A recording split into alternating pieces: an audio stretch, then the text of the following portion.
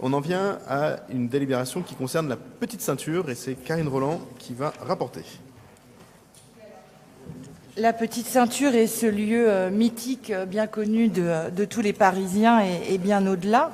Ce réseau ferré qui fait le tour de Paris et qui, depuis 2006 déjà, fait l'objet d'occupations temporaires accordées, selon un accord passé entre RFF, anciennement donc Réseau ferré de France, et la ville de Paris. Pour aller plus loin dans ces occupations temporaires, Anne Hidalgo, lors de la dernière campagne municipale, s'est engagée à reconquérir la petite ceinture et à l'offrir aux Parisiens. Dans le 18e arrondissement, vous connaissez bien sûr les Jardins du Ruisseau, donc l'occupation par les Jardins du Ruisseau des quais de la petite ceinture au niveau au bout de la rue du Ruisseau date de ce protocole d'accord de 2006.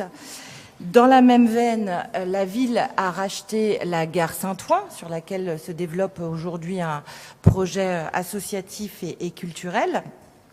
Et aujourd'hui, suite au protocole d'accord de 2006 qui avait été prolongé jusqu'en 2011, suite à une phase de concertation avec les arrondissements qui avaient prévu un certain nombre d'axes de travail pour reconquérir donc la petite ceinture, nous en sommes à proposer, la ville en est à proposer la signature d'un nouveau protocole cadre, objet de la délibération que vous avez reçue.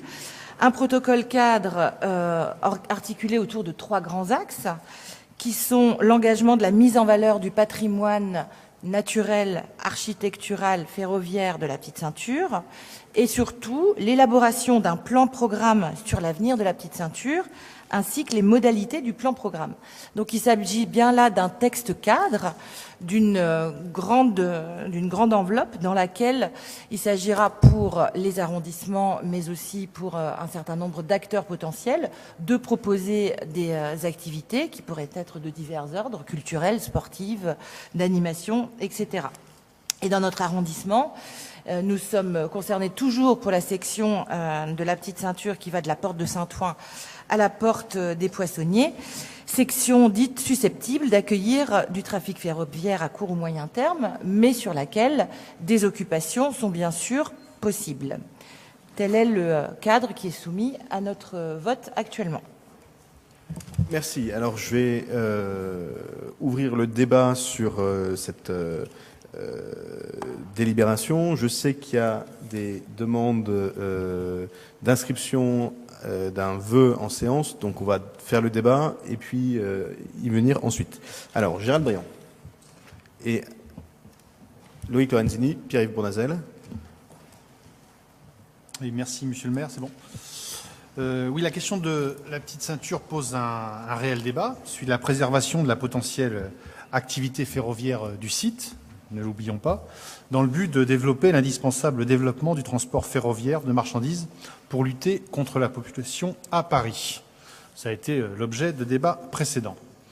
Pour améliorer la qualité de l'air à Paris, le nécessaire report des camions de marchandises par le rail ou le fleuve doit être au cœur des politiques d'aménagement de Paris, devant s'accommoder d'un vrai développement de pôles logistiques multimodaux pour l'organiser. La petite ceinture fait partie des solutions. Ce n'est pas la seule solution, mais ça en fait partie, à envisager pour organiser ce report qui devrait inclure des modes et des moyens de transport non bruyants pour limiter les nuisances subies par les riverains et habitants des maréchaux. Il faut donc veiller, et c'est un souci important des élus Front de gauche PCF, de ne pas nuire à ce potentiel, à ce que les aménagements que nous souhaitons prévus puissent permettre une réelle réversibilité des usages en cas de décision de réutilisation ferroviaire du site, que les rails, le ballast et les traverses ne soient pas déplacés ou supprimés et qu'ils soient régulièrement entretenus. Donc nous allons déposer en tant que groupe à l'Hôtel de Ville un amendement à la délibération qui demandera, par le biais d'un vœu, des assises du transport de marchandises, de la multimodalité pour organiser des modes alternatifs au fret routier, rail, voile fluviale, dernier kilométrage, préparés par des ateliers de concertation. C'est pourquoi, en l'absence de détails précis sur la garantie de réversibilité et le manque de perspectives politiques sur le développement du fret à Paris que nous allons donc nous abstenir sur cette délibération. Merci, Monsieur Lorenzini. Merci Monsieur le maire, chers collègues. La petite ceinture représente pour le 18e une véritable opportunité de réaménager des espaces à vocation naturelle, à vocation ludique, à vocation environnementale. Et donc, il est fort intéressant, et c'est bien pour cela aussi que nous voterons cette délibération, qui met en valeur le protocole en cours entre l'hôtel de ville donc, et SNCF Réseau, mais justement pour garantir une valorisation totale de cet espace qui, par les espaces qu'il traverse, vont être aussi un facteur de requalification et d'ouverture et d'une offre nouvelle de nature pour les habitants. Et pour donc être tout à fait certain de valoriser ces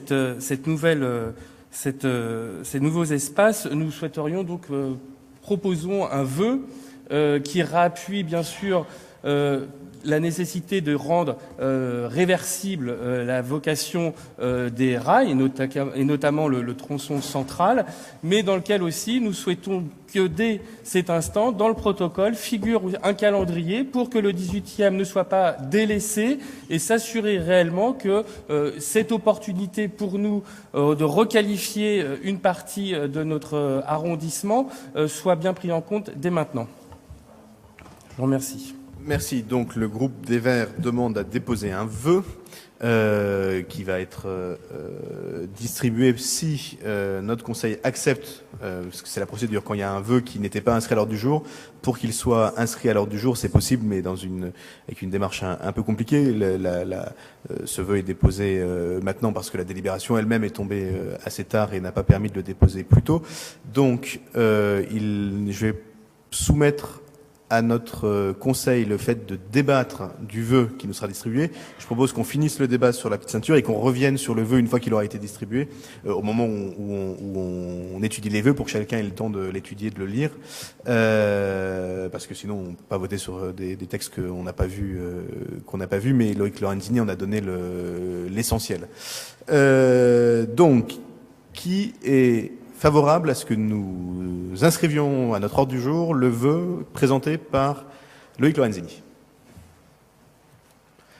Il en est ainsi décidé, et donc Loïc a dit l'essentiel, et Karine Roland pourra donner les éléments de réponse à l'issue de ce débat, mais on le soumettra au vote une fois qu'il aura été distribué et lu avec attention, et au besoin on pourra revenir dessus un peu plus tard dans notre débat. Monsieur Bournazel. Merci Monsieur le maire.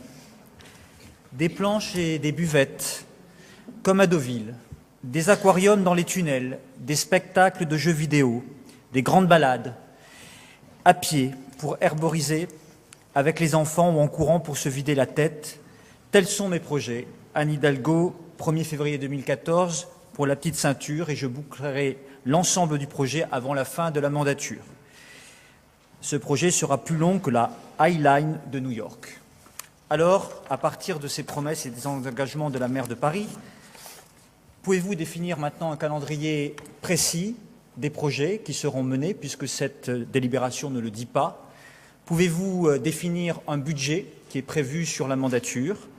Pouvez-vous nous dire ce qui concernera le 18e arrondissement, notamment l'aménagement entre la porte de Saint-Ouen et la porte de Clignancourt, de l'avenir des jardins du ruisseau, et donner votre position sur le vœu qui avait été adopté au Conseil de Paris, sur le vœu qui émanait du Parti communiste, qui demandait que les projets sur la petite ceinture soient réversibles, notamment sur la question de la voie ferrée. Je vous remercie. Merci pour répondre à toutes ces questions, même si elles dépassent largement le cadre du protocole, qui est un protocole cadre entre la ville et SNCF Réseau, qui n'a pas vocation à être le projet immédiat sur toute la petite ceinture, d'autant que, et c'est un élément extrêmement important pour l'ensemble de la majorité, ce projet a vocation à être très largement discuté avec les habitants, concerté, et l'idée n'est pas de plaquer sur la petite ceinture les idées comme ça, même si elles sont excellentes des uns et des autres, mais bien de discuter, de débattre, de faire une concertation assez importante entre la ville, les mairies d'arrondissement bien sûr, et les habitants et les futurs usagers de la petite ceinture. Mais je vais demander à Karine Roland d'ores et déjà de nous donner un certain nombre d'éléments. Mais là, vous avez tout dit, monsieur le maire, presque. Non, un point important sur la réversibilité, mentionné tout à l'heure par Gérald Briand pour le groupe PCF. La réversibilité était un critère du protocole d'accord de 2006. Il reste mentionné très explicitement en divers endroits du protocole. Donc ensuite, les modalités de la réversibilité sont encore à imaginer, de la même manière que les modalités de l'occupation de la petite ceinture sont encore à imaginer. Et c'est exactement le sens de la délibération que l'on pose aujourd'hui. Encore une fois, il s'agit d'un accord cadre. Le point de départ est donné pour des réunions qui vont se dérouler dès ce printemps et dont les premiers effets sont attendus dans à échéance d'une année à peu près. Merci beaucoup. Donc je vais soumettre aux voix ce protocole, sachant, je le redis, que nous aurons à étudier dans les vœux un vœu déposé par le groupe EELV. Qui est pour? Qui est contre? Non, la délibération, le vœu, on l'étudiera avec les vœux une fois qu'il aura été distribué et discuté. Donc qui est pour? Alors, je rappelle que Frédéric, Badina Serpette, ne participe pas au vote.